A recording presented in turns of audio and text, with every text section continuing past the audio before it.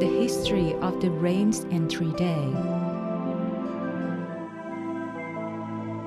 The Rains Entry Day is the first day where Buddhist monks dwell permanently at a suitable place throughout the rainy season, starting from the first day of the 8th waning moon until the 15th day of the 11th waxing moon, for a period of 3 months. Before the Lord Buddha legislated the rains retreat for the monks, they used to make a pilgrimage all throughout the cold, hot, and rainy seasons. This caused the inhabitants to criticize and find fault with the monks for having made a pilgrimage all throughout the cold, hot, and rainy seasons, causing so much damage to the vegetation and killed so many small animals. The monks had heard how the people were criticizing and finding fault with them, so they brought the subject to the Lord Buddha. The Lord Buddha considered the situation and then said to the monks, "Behold, monks, from now on, we allow you to dwell in one place during the rainy season. There are 2 rains entry days. The first is Purimika, the first rains entry day.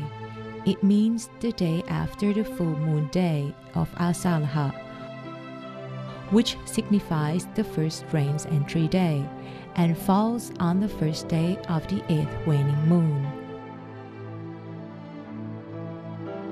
The second is Pachimika, the last rains entry day. It means 1 month after the Asalaha, which falls on the first day of the 9th waning moon."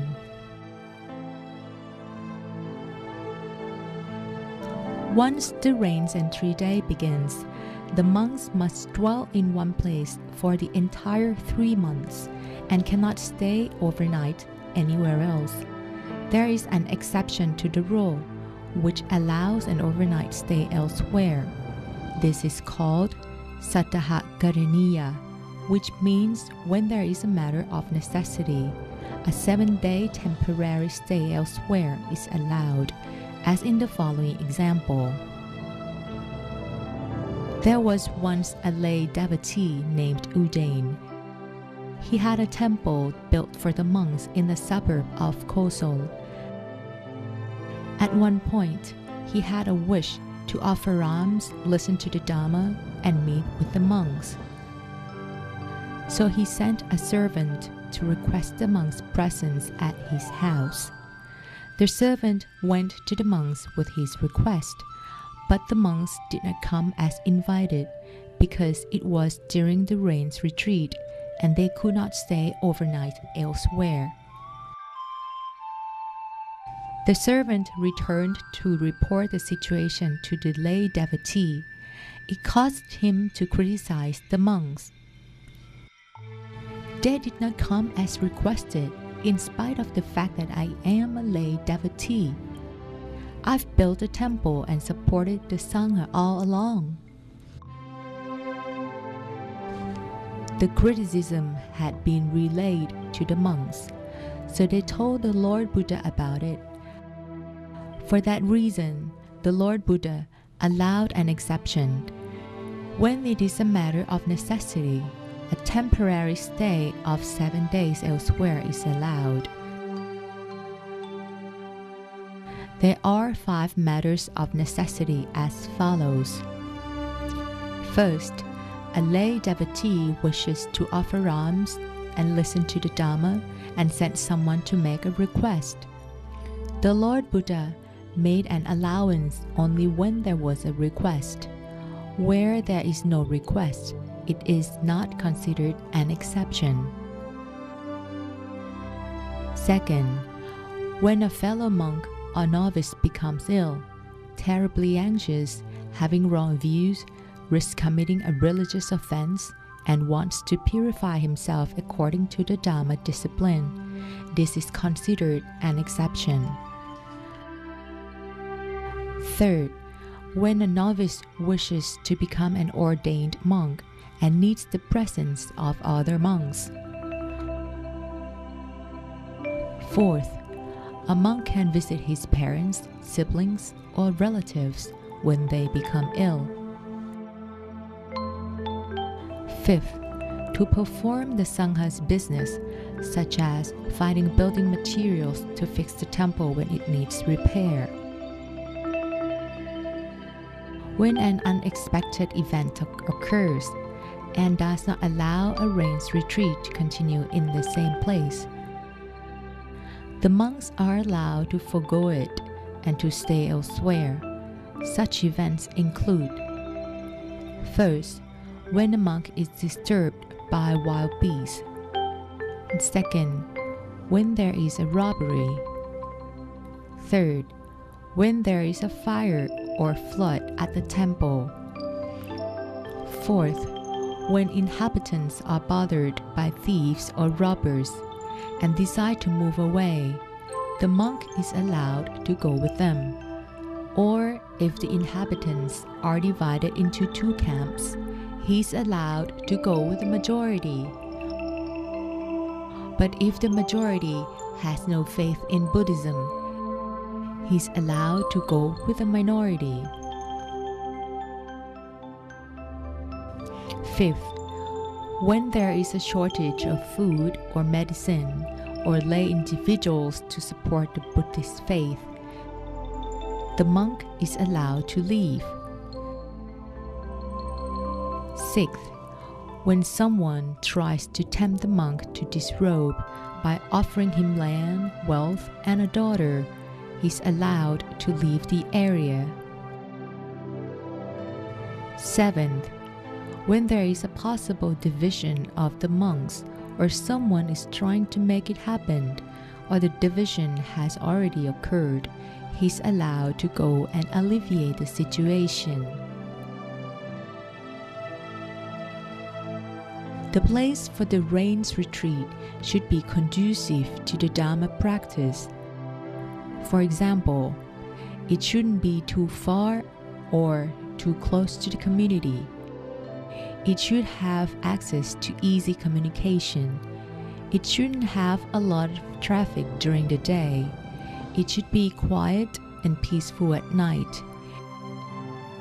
It should be devoid of any disturbance. It should be a place conducive to monks who desire solitude and peace. Certain places for the rains retreat are allowed under special circumstances. For example, when a monk is traveling with a cattle herder along the herder route, or with a band of wagons or by boat, in order to reach a certain destination. During the trip, if it happens to fall on the rains entry day, the monk can spend the rains retreat en route.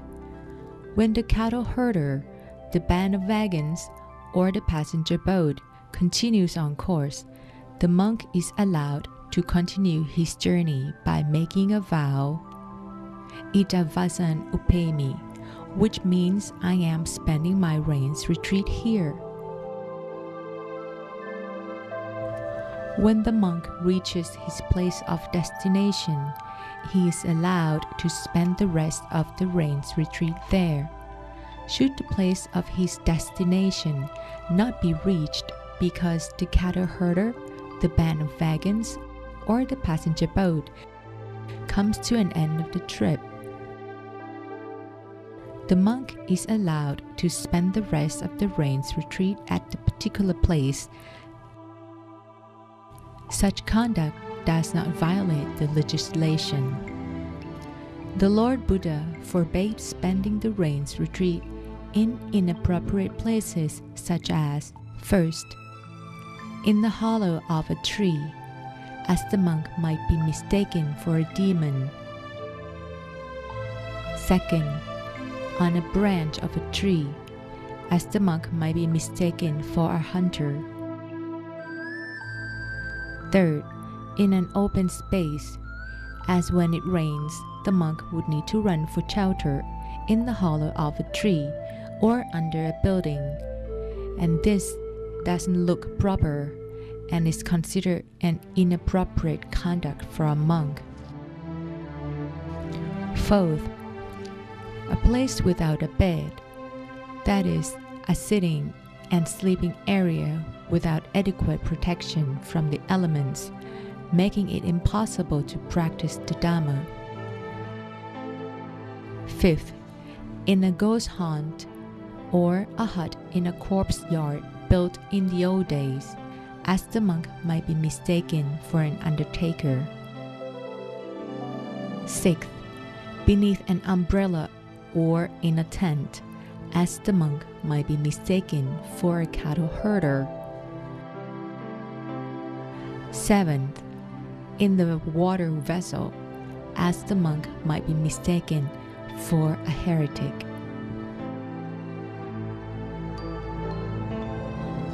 We've now learned something about the history of the Rains and Tree Day. The real purpose of the Rains retreat is to allow the monks and novices more time to practice meditation. As ladies and gentlemen devotees, we can determine the boundaries of our Rains retreat by concentrating on the seventh base at the center of our being. Let's keep our mind still within its perimeter at all times, and we will attain the Dhammakaya within this Rains retreat.